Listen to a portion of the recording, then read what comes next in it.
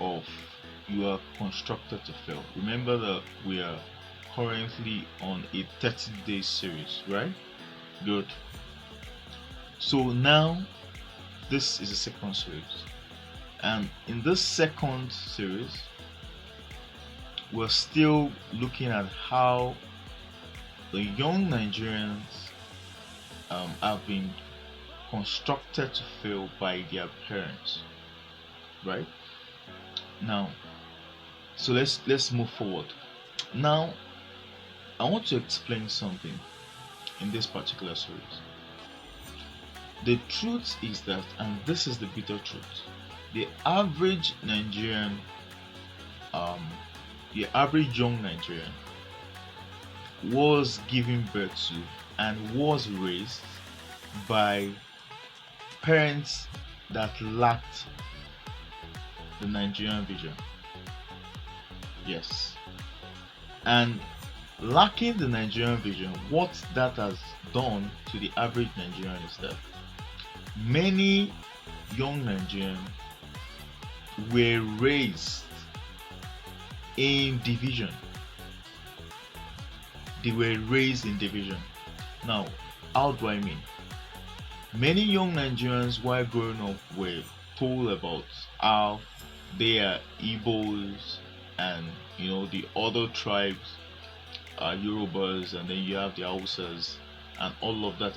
So there's this tribal sentiment that many young Nigerians were raised in, right?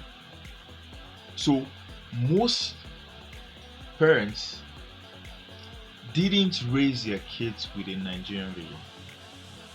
So there was no particular thoughts in the minds of the parents to raise their kids consciously, like to be conscious of how they work with, that okay, this is not even in news. There are homes that bans their children from getting married to other tribes.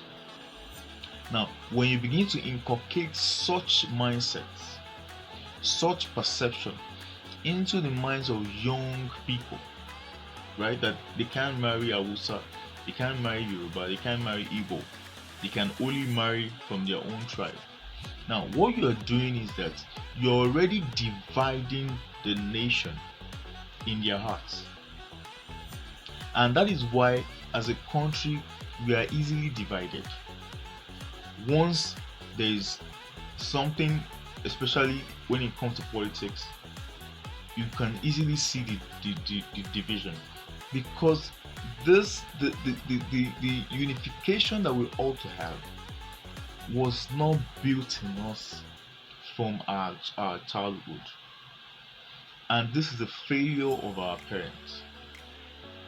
It is supposed to be the responsibility of every parent to raise their children with a national vision. Now, when I say national vision, we don't necessarily need to wait for a particular government to script a vision for us. No, all we need is for our parents to be able to inculcate in us that, look, Nigeria is your country. Nigeria is a nation that you're born into, and you are a citizen of Nigeria, right? Which means that you have to work for this nation to work. You have to serve this nation. You have to love this sort of people. In fact, every Nigerian, you have to love them, irrespective of their background or their tribe. Now, that unification is enough vision, and that is what was missing, or is probably still missing in our homes. And this is the fault of our parents. They didn't bring in that unification. Now, truly, most of us young Nigerians went to school and we sat with people that are not of the same tribe with us. But that is not really what defines us at the end of the day. It is what has been built in us that defines us. Now, what was built in us was built in us by the words that our parents were saying to us. Words like, those Igbo people, they are very, very useless. Those Yoruba people, they are very, very senseless. Those are also people, they don't go to school. So those things, we now begin to see ourselves different from each other. And that's why it seems as if to, to put ourselves together as a nation and to drive Nigeria, it looks as if it's almost impossible. But it is not impossible. There's a certain proverb, I think it's a Yoruba proverb that says that it is what a bird carries within that is going to fly with. Right?